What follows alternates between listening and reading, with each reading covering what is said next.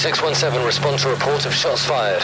The Coroner Talk podcast takes you behind the scenes with coroners, clinicians, and death investigators from around the world to provide training, news, and interviews from leading experts in the area of death investigation and scene management, bringing real stories and solid training together in one source. Now, here's your host, Darren Dake. Well, hello and welcome to this week's episode of Coroner Talk. I am so glad that you joined me yet for another episode. I have a great topic to discuss today. It might be a little controversial topic, and I recognize that. So I'm going to preface this by saying what I'm about to talk about are my opinions, and they're my opinions based upon the 35 years being around this industry and from working with other states and other agencies and things that I have seen and picked up. And by the title of this episode, you can tell that I'm going to be talking about the right way to be a coroner, and then there's the other way. So there may be things I talk about that doesn't fit you necessarily, but I think you'll find that 99% of the points I'm going to make are correct. So if you're interested in either A, finding out how you can be a better coroner, or B, finding out how to help your coroner be better if you're not the coroner, then this is the episode, obviously, that you need to stay to the end. I won't take up much time for announcements. I only have one thing to remind you of. As this goes live, it is around the last couple of days of February 2024. And if you have not already enrolled in the March Medical Legal Death Investigator class, which we hold now at the Oasis Resort in Springfield, there are a few seats left. So it starts March 11, I believe, and so we've only got a couple of weeks, and I'm sure we'll have more enrollments, but we can fit you in. So if you have not enrolled and you're ready to enroll, you need to probably jump in on that. It's in-person class, 40 hours classroom, 22 hours additional online after class, and then, of course, that includes a certification exam fee if you want to, all paid in one price, including breakfast and lunches, and just all kinds of things are included. So you can go to our website, go to the Academy page. It's easy to find, ditacademy.org/MLDI. That'll take you to the website, but it's not hard to find the information on it. Just make sure you're looking at the one for the Death Investigation Academy, and it's going to be held at the Oasis in Springfield, Missouri. So, without any further delay, let's talk about the right way to be a coroner and then the other way. Adjust your earbuds, turn up those speakers, and hang on. It's now time for this week's featured conversation. Okay, so the right way to be a coroner, and then there's the other way. So I will acknowledge that coroner laws throughout the United States vary. And we have listeners in other countries. Canada has a coroner system, UK. There's several other places that have something similar to what the United States and Canada and UK have. But in this case, I'm going to be talking about maybe even appointed, but more than likely an elected coroner position. So even though laws vary from country to country, but certainly from state to state. Now, one of the things that we suffer in the United States is the lack of standardization. The lack of cohesive policies and regulations that regulate death investigation. Now, that in and of itself causes a little bit of the problems I'm going to talk about today. Certainly not all of them, but where it comes into a problem is each state, number one, has laws requiring certain things before you become coroner. Some of those are that you live in the county, you have your taxes paid, and you have a heartbeat. And that's really it. Nothing else. Some require a little bit more. And then from there, you have issues of how death investigations are done. Now, there are standards. The NIJ has standards, which also follows through the American Board of Medical Legal Death Investigators, ABMDI. They're standard. There is a right way to do death investigation procedures, not only from on the scene, but also through record request and follow up, and ultimately cause and manner of death. Now, within that, there's other training and things that you can do to improve, but there is a standard. However, if your state or maybe your agency doesn't adopt those standards, then you have the legal right to do it your way, which in and of itself causes some problems.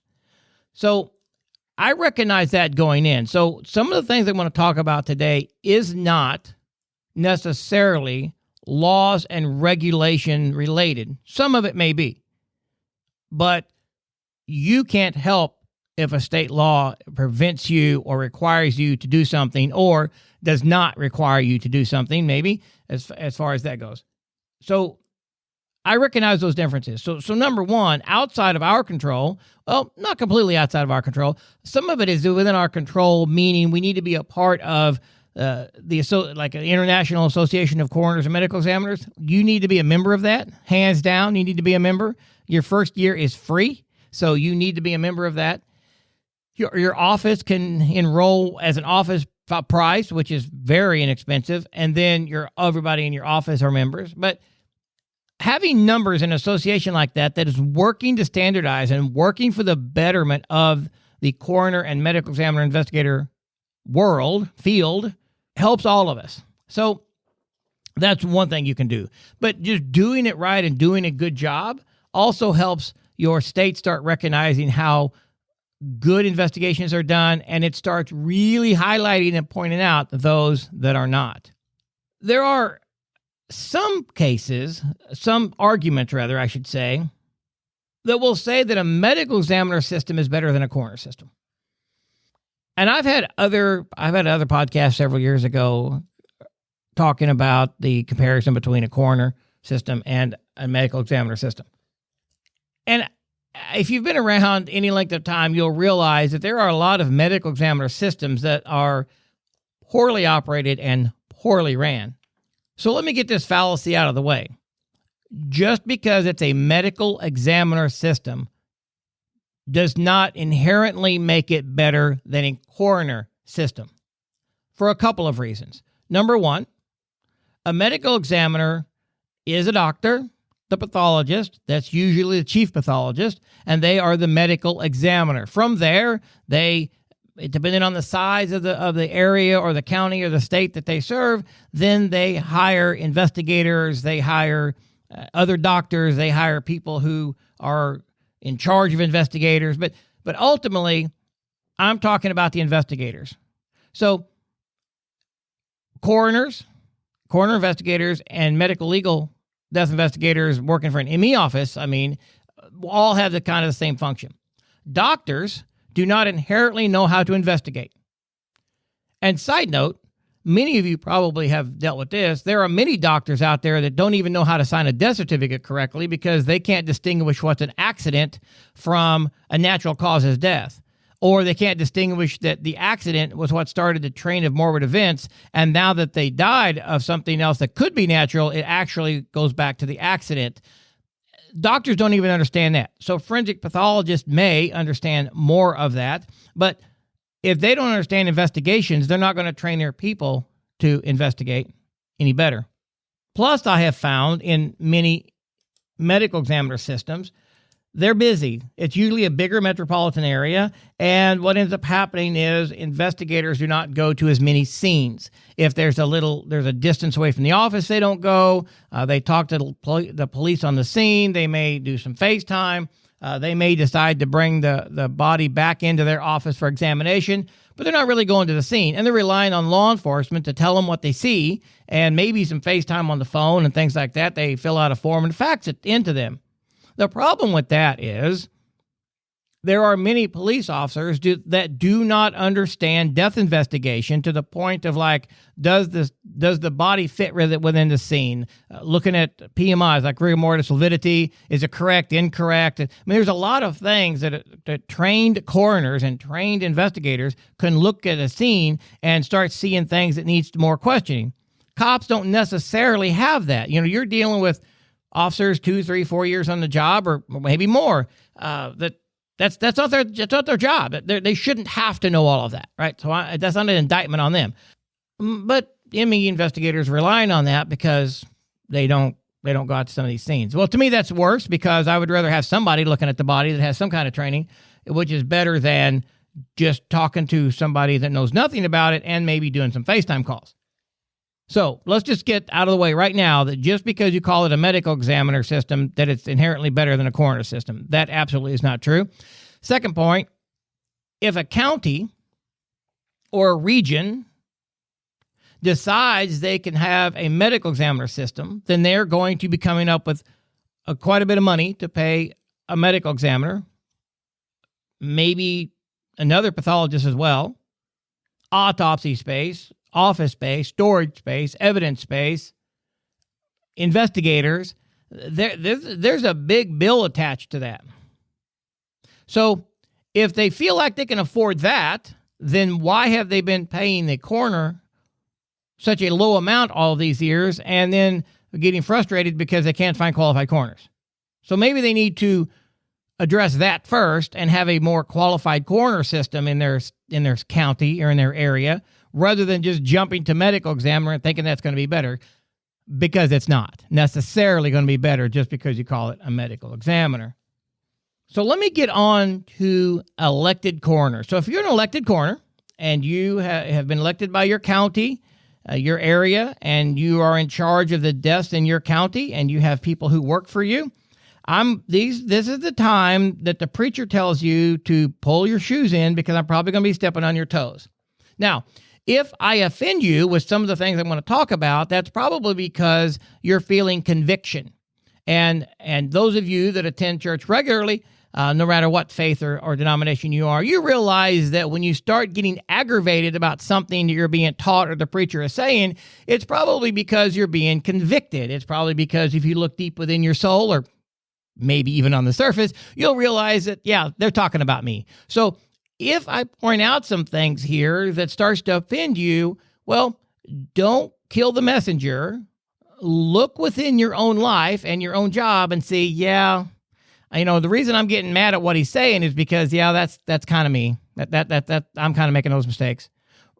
And then let's move forward from there. So just because I offend you with something I may say through the next little while, it's not directed at any one person. It's generic. So again, I don't know that you're listening. So I'm not talking about you. I'm talking about a system. If you happen to fit within that system, well, then you need to make arrangements to correct that. All right. So first thing, the pay can suck. Yes, the pay can suck. I understand that. And depending on where you are working and what state you've been elected in, pay can be really pretty bad. But you knew that when you ran. So first and foremost, don't make the excuse, well, they don't pay me enough to do a good job. Then you should never have ran for election. Your attitude should be, I knew what the pay was, so I ran for the job because I want to do the job because of. What is that because of? Do I want to help families? Do I want to be involved in the investigative process? Do I enjoy the investigative process? Do I enjoy this line of work?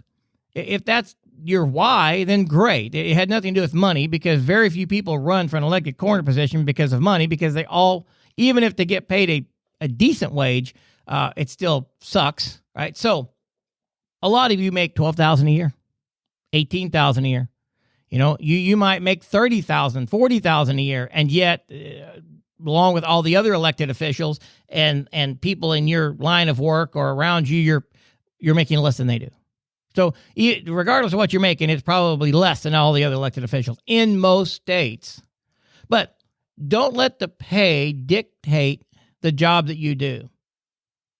Another problem you're going to have as an elected coroner is overcoming the sins of the past coroners. And what I mean by that is, you come into a job and you say, I understand the pay's bad. I want to come in and I want to do a good job.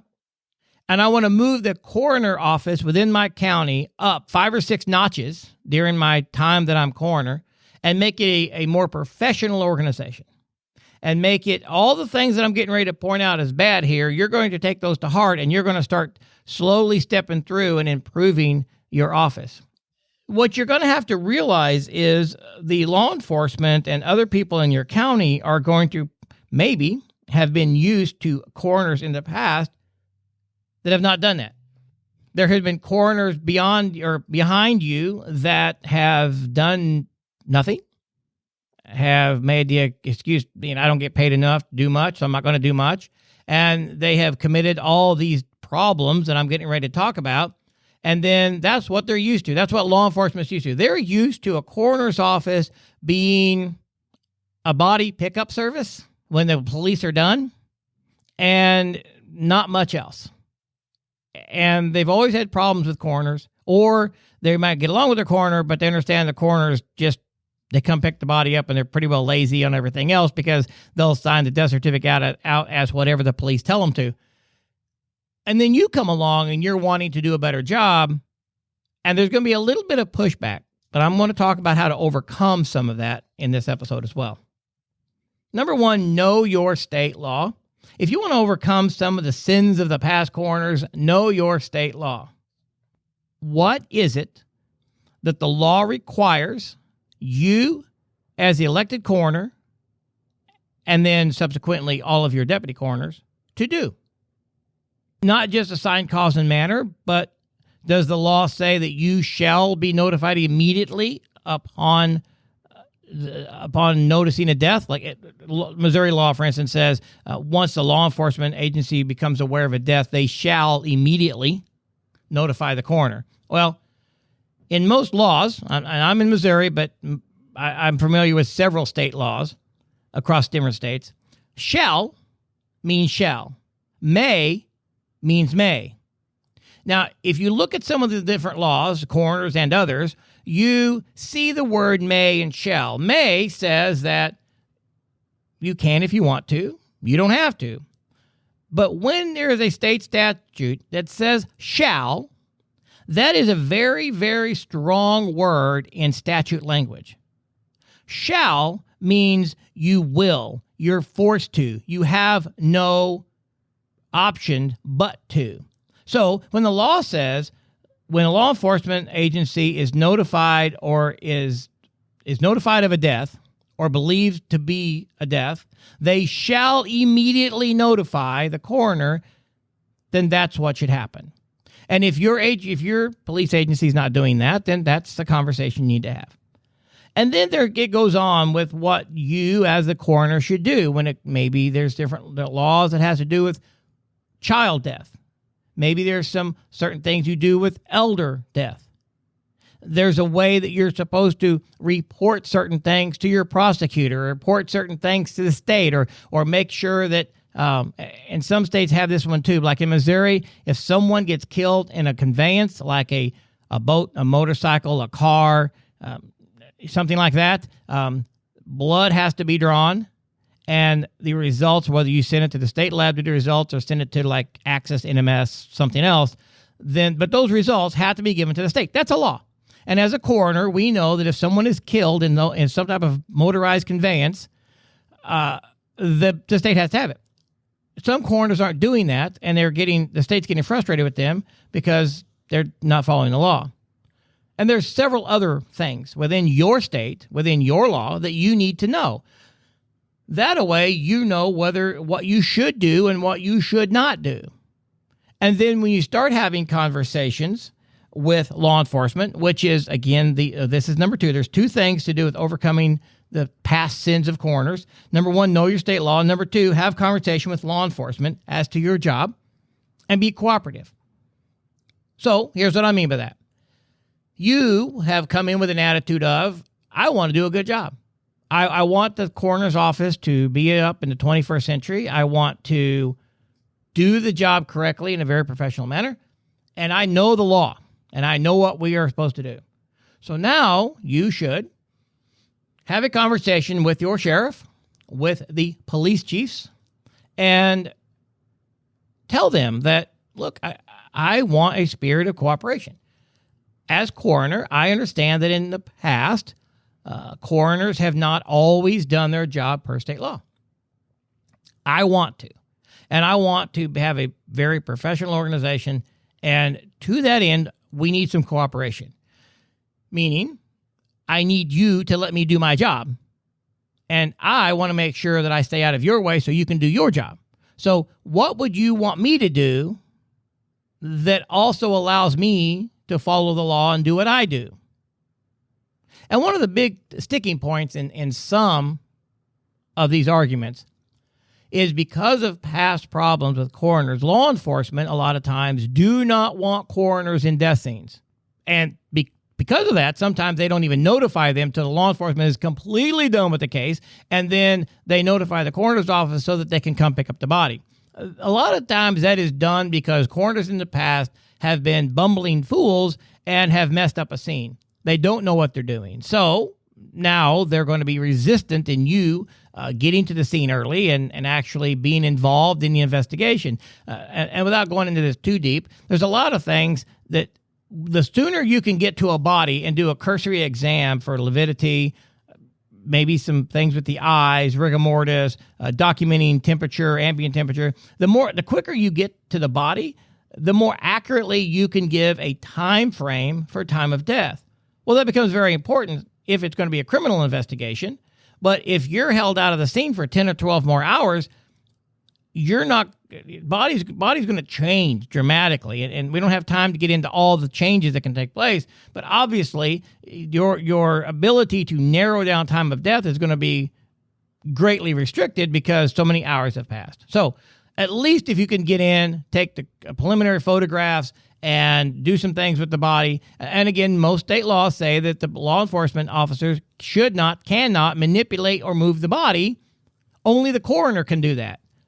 So until the coroner gets there and does their job, and then whether they release it to the law enforcement to do their part or they cooperate with the investigation, but law enforcement officers will get there, roll the body around, take out ID, take out wallet, take out drugs, take out things to find out who the person is, all before you ever get there or are allowed in. If you look at your state law, that's probably against state law. And again, that's going to be a very sensitive conversation to have with your law enforcement agencies. But there's a way to overcome that. And the way to overcome that is training, training, training, training. And some might say, I don't get paid enough to go to training. They don't pay my training. They only give me enough money to go to the mandated state training every year and barely enough for that, or they don't give me nothing and I have to pay for my own training. I'm sorry about that. And that's another conversation that you can find funding and things like that. And you know what? If you have that situation, give me a call. Send me an email. Let's talk. I might be able to help you find some funding for that. But training. There's training in your state all over the place. There are most law enforcement training courses you as a coroner can take. I don't know of any that would be restricted from you. Now, there could be some. There could be some training out there that they would not let you go to because you're not a licensed police officer. Well, those are probably few and far between. And some of them you might not need anyway, right? Like you don't need to go to cybercrime. I don't know if you can go and want to go, then get the education. But I don't know why you would need to go to cybercrime, child pornography classes. I don't know why, as a coroner, you would necessarily need to go to DWI detection courses and things like that. There are some courses that would not do you any good, but criminal investigation courses, scene management courses, infant death investigation courses, things like that would do you a lot of good. Go to as many of those trainings as you can. And when you're talking to your police and your sheriff's department about you're wanting to do better and you're wanting to bring the coroner's office up into a professional image where it hasn't been in the past, one thing you might say to them is, look, the county gives me no money for training, or they give me only a basic enough to go to my annual conference that I have to go to, and I have nothing else. And they only pay me, $15,000 a year or $25,000 a year. I can't afford to pay for it myself. So would you have some training funds that I could go to a couple of courses? Can I have $500 from you? Can you send me to a couple of courses this year and you pay for it out of your training fund? Because that will help me be a better investigator, which means I will know more about how to do my job, but more importantly, I will also know what your job is, Mr. Sheriff, Mr. Detective, so that now me and my crew don't inadvertently mess up your scene. See, the more you know about law enforcement function, the less likely you are to screw up their scene, because now you understand why they do what they do, why they're protecting a travel path in the house, why they're protecting certain evidence, why they do what they do. Right or wrong, at least you may have an understanding of why they do it. That is the argument to your sheriff or your police chief that you can get money from is, we want to know your function so that we don't screw it up. We're not cops. We're not trying to say we're cops. We're not trying to pretend like we're your detectives. We're not trying to pretend like we're anything other than we're coroners. But we have a very, very important job. And for us to do it and do it right, we need to cooperate. And one of the ways for us to cooperate is for us to know your job function in a crime scene so we don't screw it up. Most of the and if they don't give you the money, again, you can still go to those classes. We just got to find money for you to go to those classes, and there are ways to do that. But that's a good argument for them is you're trying to say, look, I know there's been problems in the past. I get that. I don't want those problems. I want to do the job correctly, but I want to do my job. And to that end, I need training. So the two trainings, of course, is your job function. Okay, so I already talked about understanding law enforcement function, going to some crime scene investigation classes, going to some things like that, but also your job function. What's your job function at an infant death? Now, when I teach infant death, they're kind of the same. I mean, I teach law enforcement and coroners in the same room when it comes to infant death. And for that, they do the same job function. Now, each of them have other things to do besides. So like you may work the scene together, but then after you leave the scene, you Y off one direction and they Y off of another, but you have the same function at the scene. For instance, like measuring surfaces like beds and toilets and tub rails and things. Do you do that or do they do that? I've talked to coroners before when I've taught classes. They're like, my God, that's a good idea. But our police officers never do it, and I didn't know to do it. Well, now they know to do it. One of you at least can get it done. But there's other job functions you have to do. How do you look at medical reports? Do you get medical reports? Do you request medical reports? How do you read those? How do you request them correctly? How do you fill out death certificates? How do you do certain parts of your job that you need to do and get training on coroner-specific stuff, but also get training on investigation-specific stuff? All right, here's another thing that sets good coroners apart from other coroners. Report writing. Number one thing when it comes to writing a report, don't sound like an idiot. Now, just because you're a police officer doesn't mean you can write a good report, but most law enforcement officers write better reports.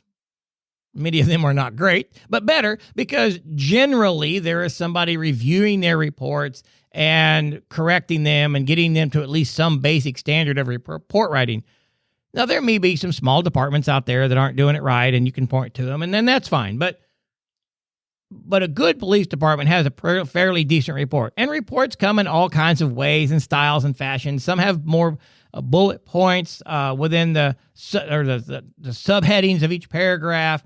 But all reports, all good reports, should be written in chronological order as you did things.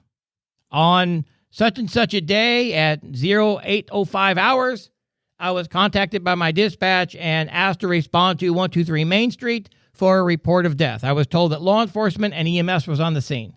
Upon arrival, I met with Deputy Smith, and Deputy Smith advised me that there was blah, blah, blah, blah, blah. I spoke with EMS, who advised me blah, blah, blah, blah, and they gave me a strip showing no signs of cardiac activity, and I was shown into the residence, period. Upon entering the residence, I observed a white male lying on the floor, lying on his back on the floor, sitting in a chair, on and on and on. Tell the story. Let me, give me your report, let me read it, and let me know that now I know what you know.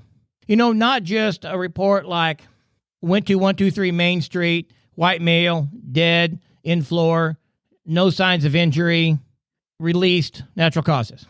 Now, I've seen reports like that. And that's ridiculous. I also don't mean you got to put a bunch of fluff in it, right, just to make yourself sound fancy and put a whole bunch of fluff. I'm not saying that either. But a good written chronological report, that will set you apart from most. Because here's what happens. A lot of times law enforcement and others don't necessarily see your report, but some of them they do. And if you do them all the same, then the ones that end up going to court, lawyers will ask for, insurance companies will ask for, prosecuting attorneys ask for, police ask for, and everybody's reading your reports. And although they may only see 10% of your reports, they assume that all of them are the same, and the ones they see are the really important ones. Yeah, true enough, Grandpa, 89 years old, 10% heart function, ended up not waking up this morning. Natural causes, through and through and through. They don't see that report. So they only see the ones that are important: homicides, sexual assault homicides, shootings, whatever. And then your report is horrible.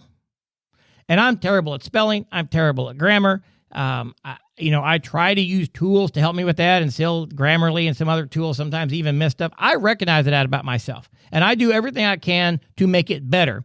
There can still be mistakes found. There can still be a typo found. On the most important reports, I certainly have somebody else review those with me to make sure that I didn't miss a typo or that Grammarly didn't catch it, because I put some emphasis on making it right. So you want to be a good coroner, have good reports, have reports that others can read and understand your job, your investigation, what you did. All right, here's something else that sets you apart as a good coroner as opposed to everyone else. Personal appearance. Your demeanor and your appearance will earn your respect or lose your respect. How do you show up on scenes? Do you and your people have a uniform? And I do not suggest you have a uniform that makes you look like a police officer, a road officer, right? I'm not suggesting that whatsoever. I think that is overboard, and I think you can probably get in more sideways with your law enforcement. And that's not our function anyway. You should not look like that. But like in our case, and in many other counties, not just mine, but for mine, we wear a pair of tan pants, usually a True Spec 511, something like that, but it's a coyote brown, tan, khaki, whatever, pants, with a black shirt. And we have a patch on our shirt. And our jackets have a patch on them. And if there are two of us at a scene, we look the same, right? You can tell it's the coroner's office because that's our uniform. I would like to go with more of a green color pants and change some shirts around, like with green and tan.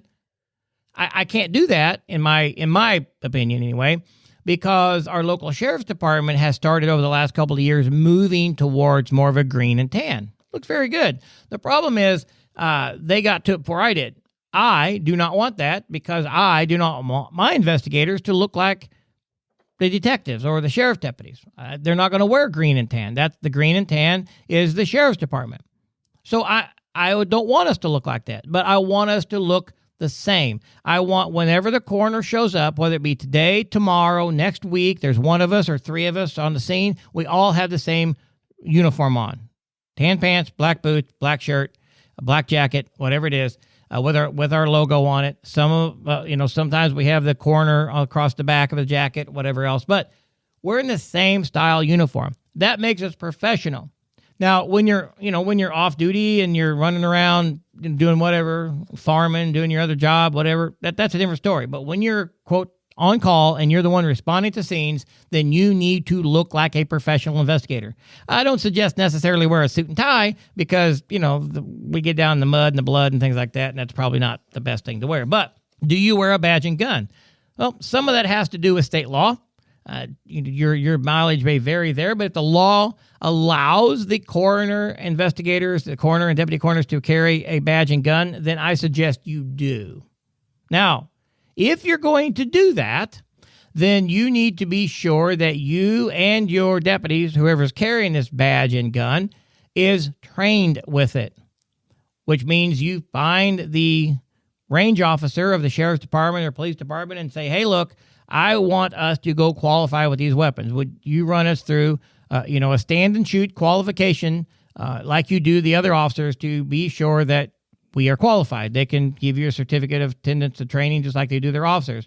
But what that does two things. One, it helps you as the coroner to know that not only you, but also your investigators know how to load, unload, and operate a weapon safely. And they know that at different yardages, strong hand, weak hand, all the stuff they do in a standard stand and shoot qualification, that they can do that and they can hit the paper more times than not from 25, 30, 40, 50 yards. That's going to help liability for you. And it's going to help the other, if it's something new, then all of a sudden your officers are carrying guns and the police are like, oh my God, why are they carrying guns? Well, at least it's like, look, they've been through qualification training. You know, Sergeant Jones over there ran them through qualification. They all passed just like you all did. So whether they want you to wear guns or not, or like it or not, at least you can show that you've qualified with them. And that's just liability for you and it's good safety and all that. Now you're going to have the regulations there. Are they county-owned weapons? Are they personally owned weapons? There's a little bit of math you got to figure out there, but it adds a level of professionalism. Now, you don't have to carry weapons. I'm not saying you must. I'm saying think about it. But if you do, do it right, okay? The main thing is being in some type of a uniform, not showing up at death scenes in blue jeans and a T-shirt, not showing up in shorts and a Hawaiian shirt because you've been out at the pool party and you decided to go to a coroner call. The reason why you don't get the respect is because you don't demand the respect. You don't earn the respect because you're showing up at scenes looking like a beach bum. And it also helps when you look professional and act professional, and this also has to do with your demeanor. Don't be arrogant on purpose. Understand there's a level of cooperation. Understand that most of the time, this is a big bucket, but most of the time, law enforcement officers, detectives certainly, will think they are better than you simply because they are a commissioned police officer with powers of arrest and you're just a coroner.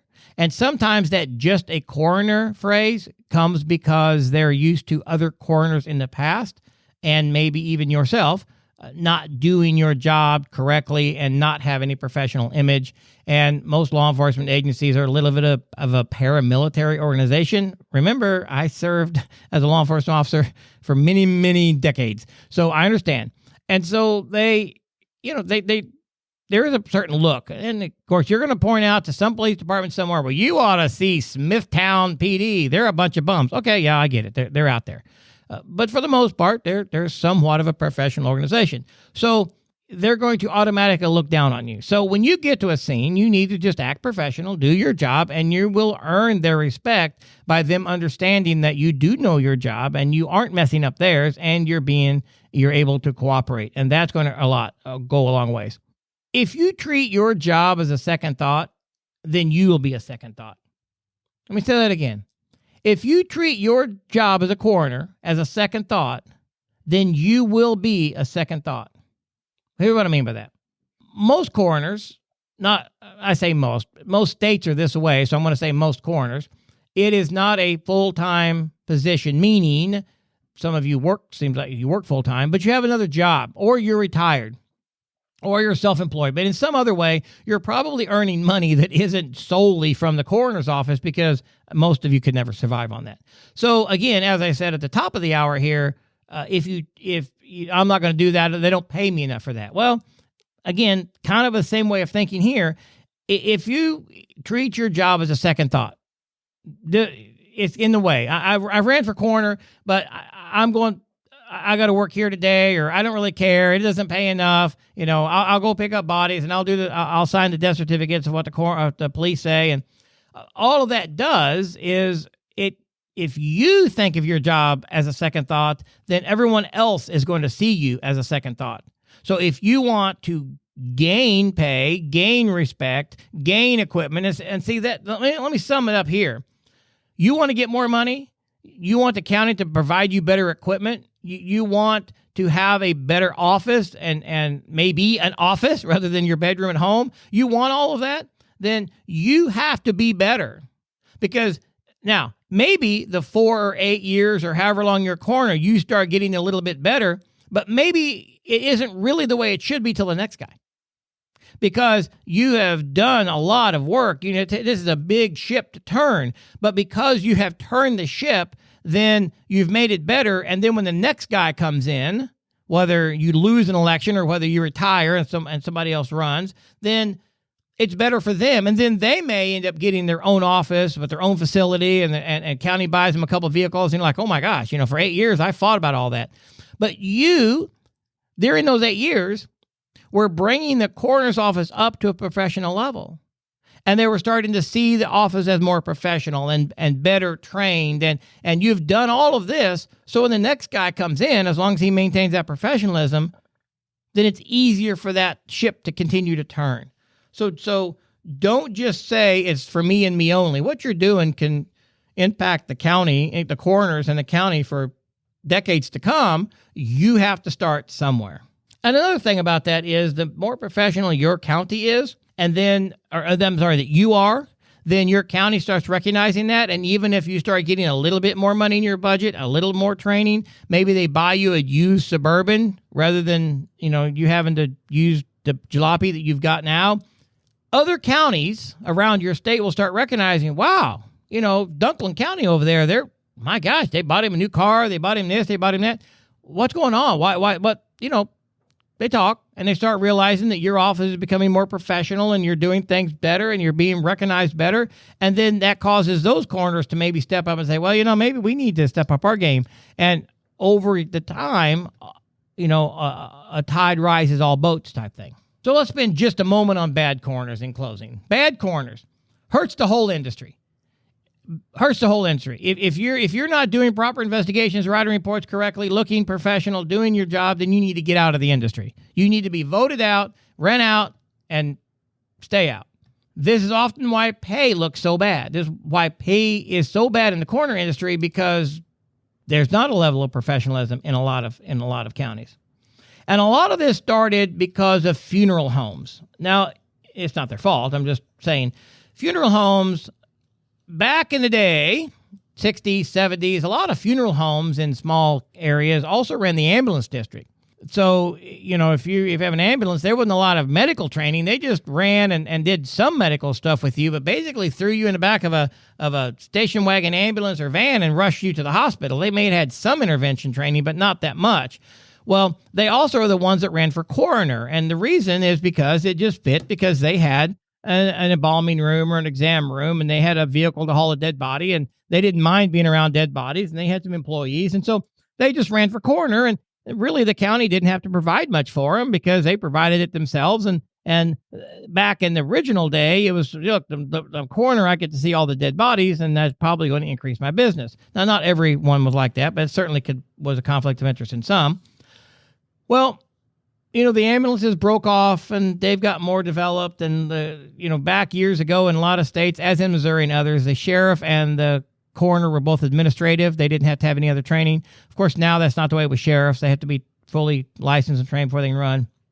Coroners have always been led back. And a lot of that's because there's too many, or at times, too many funeral directors that are coroners that are not doing their job as a coroner. Now, that's not all. Let me be very clear. There are some funeral director, funeral owner, coroners that do a fantastic job as coroner.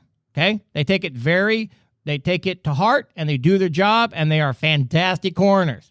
But there are some, and you may know of some, that they're coroner because they get a little extra money from the county, but they're the everything opposite of what I've just said to be a good coroner. And that has caused problems over the years and have kept the coroner industry down because there's too many of that. Because think about it, the county, but they don't have to provide much. The funeral home's providing the office space, the cooler, the transports, the people. The county's like, hey, this is a great deal for us. We don't have to provide anything. Well, then all of a sudden you win the election and you're not a funeral director or associated with a funeral home. All of a sudden the county's got to start providing stuff. And that's a ship to turn. So that's why it's been kept down in some ways, is because of that. And again, I don't need hate mail that I'm downing funeral directors. That's all I'm saying. If you're a funeral director, a funeral home owner, and you do a good job as a coroner, then fantastic. I know many of them who do, but I know a lot of them that do not. And that brings the entire industry down. So again, are you a good coroner? or are you a bad coroner? There's a right way to do it, and then there's everyone else.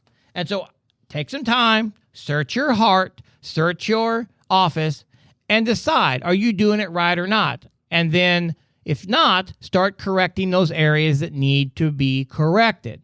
Because what you do affects the entire state and industry, good or bad. All right, I'm going to end my conversation, my rant, my sermon. I'm not sure what it was today, but I want to end that here. And if you have thoughts, you have ideas, good and bad, send me some emails. I would love to see them. I mean, I don't need you to call me an idiot, but if you want to, you can. But how does some of this affect you? What have maybe you done to improve? And here's a good thing. If you stayed along this long, you want to be a good coroner. So if you have taken an office that was maybe not completely up to par, and over your tenure, you have increased the office, you have done better, you're getting more things correctly, and you feel like you've really made an improvement in your office, shoot me an email. Let's jump on a conversation like this. Let's do a podcast, and let's talk about how you have improved your office. Because what you've done can help everybody else learn as well. So, I'll let you go with that. So like I say every week, please be a blessing. Be nice to someone. I'll tell you what, here's the challenge for this week. Be nice to someone. Whatever that niceness is, that's also a blessing. Be nice to someone. And a stranger. It's got to be a stranger this week. It's got to be a stranger. Be nice to a stranger for no reason, with no intention of payback. And above all, be safe. Thanks for listening to Coroner Talk, a DSPN media production. Visit our website at coronertalk.com. And be sure to like us on Facebook at facebook.com/coroner training. 3617 1024 scene en route to morgue.